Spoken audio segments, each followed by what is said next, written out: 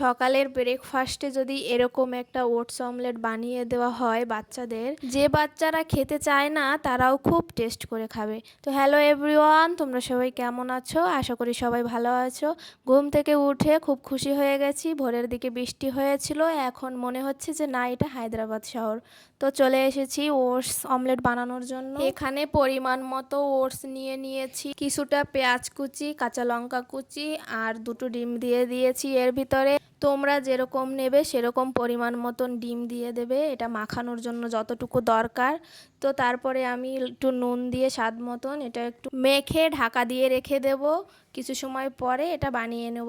এইদিকে শুধু ছেলের জন্য বানিয়ে নিলেই হবে, নিজেরও তো কিছু খেতে হবে। ওর জন্য সকালে আমার যেটা না হলেই চলে না, চা, তাই আমি আমার নিজের জন্য বানিয়ে নিয়েছি চা।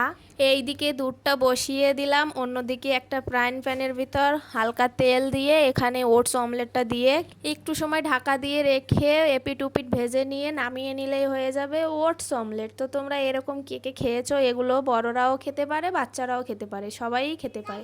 এইভাবে সবগুলো ভেজে নেব। দেখো ওটস অমলেটগুলো দেখতে কি সুন্দর লাগছে না? এইদিকে চাটাও আমার হয়ে গেল, তাই নামিয়ে নিলাম। নিয়ে পরে অন্য আর বাকি যেগুলো ছিল সব এক এক করে ভেজে নিয়েছি। আর কি করে কাজ করব, দেখো আমার ছেলে পাগল হয়ে গেছে শুধু খাবার জন্য। মা কি বানাচ্ছ? আমি খাবো। তো এইদিকে দুইজনে মিলে বসে পড়েছি খাবার জন্য। তো বন্ধুরা, ভিডিওটা তোমাদের কেমন লেগেছে সবাই কমেন্ট করে জানাবে।